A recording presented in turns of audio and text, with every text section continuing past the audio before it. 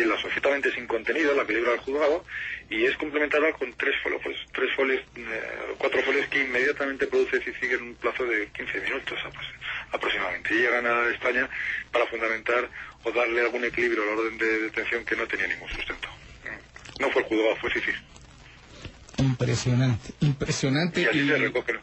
Y esto de alguna manera expone, porque ciertamente nosotros aquí en Guatemala supimos que Bielman Montes se había presentado a las autoridades españolas y que justamente estas autoridades le habían dicho que no había ningún requerimiento en su contra, como Lo para hice yo que se... personalmente. Sí, sí es. ¿A usted ya fue el que participó en esta diligencia? Claro, nosotros teníamos la autorización, la representación otorgada desde el día 9 de septiembre, porque en el mes de agosto estaban los juzgados de guardia. Entonces los juzgados de guardia no te admitían la personación en un proceso extradicional que no estaba cursado.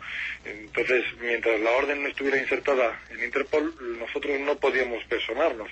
Pero es que nos reunimos con policías, nos reunimos con jueces, nos hemos reunido con fiscales, o sea que no de ocultarnos nada de nada. Entonces, todo lo contrario, es que queríamos que la Audiencia Nacional tomara cartas en el asunto. Entonces, en determinado momento, cuando llega a Guatemala la noticia, yo no sé cómo habrá llegado, de que Carlos Bielman se iba a presentar sí o sí en la Audiencia Nacional el mismo miércoles en el que fue detenido, qué casualidad que se cursan en ese mismo día la orden internacional de detención y se mete a Interpol para que no se pueda personar por su propio IP, sino que lo haga esposado. Claro, la imagen de Carlos Bielman esposado pues quizás sea muy llamativa o tenga un trasfondo político o un efecto político demoledor para el sector privado en Guatemala. En España vendió poco, pero seguro que en Guatemala sí que vendió esa imagen. O sea que ese miércoles que es capturado, él se iba a presentar con usted al tribunal. Y así lo comunicamos el mismo lunes con el estudio. Yo tuve buen expediente, pero en la Audiencia Nacional. O sea, yo tenía la documentación preparada, tenía los poderes de representación del procurador desde el día 9 de septiembre y lo estuvimos aplazando sencillamente a expensas de ver qué pasaba con cierta documentación que tenía que venir de Guatemala para ver si había algo de fondo, si nos dejaban o no personarnos en Guatemala para defendernos. Es decir, y cuando vimos que todas las barreras se nos iban bajando en Guatemala, pues ya decidimos personarnos en la Audiencia Nacional. Dice, ¿no me deja usted ir a Guatemala? ¿No me deja usted defenderme en Guatemala? Lo voy a hacer en la Audiencia Nacional. Eso se comunica verbalmente, lamentablemente verbalmente, el día 11, que fue lunes el día 11 de octubre, y el martes fue fiesta, fue el Día de la Hispanidad, el Día del Pilar, y el día 13 es cuando Carlos es detenido, justamente cuando sale de su casa y había quedado conmigo para presentarse a la Audiencia Nacional. Es sorprendente, pero así ocurren las cosas. Así se escribe la historia. También es interesante. Usted representa entonces a Carlos Bielman Montes desde el 9 de septiembre. No, yo conocí a Carlos Bielman el día, yo creo que fue el día 10 de agosto. Habíanse publicado unas noticias en la prensa guatemalteca según la cual existía una orden de detención contra él, pero esa orden no estaba firmada. La orden, que tiene fecha del día 6, estuvo en la mesa de la titular del juzgado de Guatemala casi hasta finales del mes de agosto sin ser firmada. Cuando se firma la orden y ya tenemos constancia a través de los letrados de Guatemala que la orden ya ha sido firmada por la juez, solicitamos un poder de representación a través de un procurador para podernos personar formalmente y por escrito en la Audiencia Nacional. Ese poder se extiende el día 9 de septiembre. Y el día 9 de septiembre, el día 10, se presenta la solicitud de personación en la Audiencia Nacional y nos es rechazada porque se nos dice que la orden no está cursada. Y que como no está cursada no pueden engancharlo ni detener, no pueden enganchar la personación a ningún procedimiento vivo ni detener a Carlos Bielman.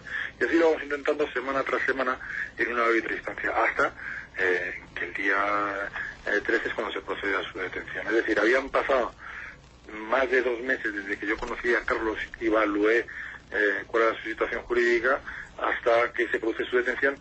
Y desde el primer momento, Carlos sabía que existía en su contra ese proceso en Guatemala. Lo supo cuando vino a España, por supuesto no lo sabía cuando salió de Guatemala. Quizá no hubiera salido de Guatemala de saber que tenía las actuaciones procesales pendientes en su contra.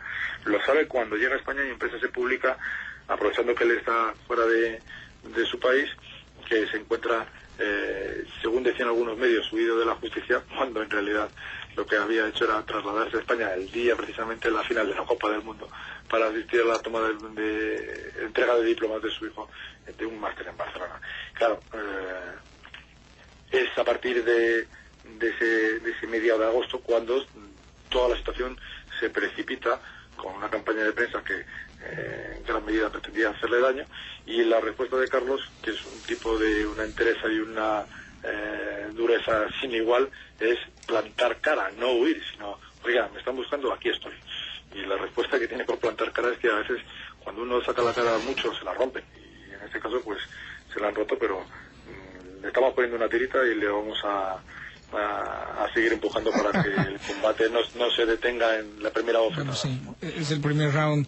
El tratado de extradición de Guatemala y España, que fue firmado en Madrid en 1895, en su artículo 2, como usted nos ilustraba, menciona 25 causales delictivas para la extradición. Ninguna de estas se ajusta a la sindicación de Carlos Bielman Montes. ¿Esto impediría de alguna manera la posibilidad de extraditarlo? Lo dificulta. Ahí hay un que no se produzca, y es que la orden de detención que yo tengo extraoficialmente, porque oficialmente Guatemala todavía no se ha dignado a mandarla, lo reclama por ejecución extrajudicial y asociación ilícita, ninguno de los cuales se trata de uno de los delitos que esté en el artículo 2 del Tratado de Extradición. No obstante, cuando el juez central de instrucción, Santiago Pedraz, lo ingresa en prisión, lo hace por el cargo de asesinato, que no obedece a la orden de detención, que no obedece al proceso de extradición.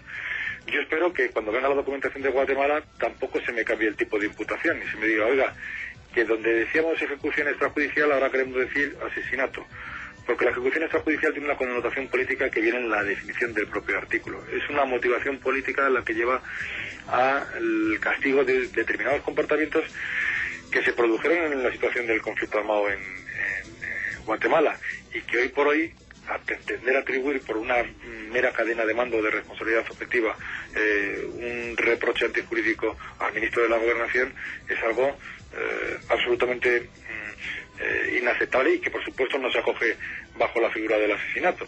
Entonces, vamos a ver si Guatemala me sigue cursando la demanda de extradición por ejecución extrajudicial y asociación ilícita y no me cambia el tipo de imputación y me dice que es responsable de un delito de asesinato, que yo creo que con lo que está cayendo todo es posible en este momento. Veremos si eso no se traduce también en un giro en el actuar de CICIG. Interesante, pues Enrique, le agradecemos la gentileza de habernos atendido, vamos a estar muy pendientes y muchísimas gracias por atendernos a estas altas ya horas de la noche allá en Madrid. Ha sido un placer y les mando un cordial saludo a usted y a toda su audiencia, siendo las 12 menos 10 aquí en Madrid. Pues muchísimas gracias, Enrique. Es Enrique Molina, abogado español que lleva la causa de Carlos Bielman Montes. Hacemos una pausa y retornamos.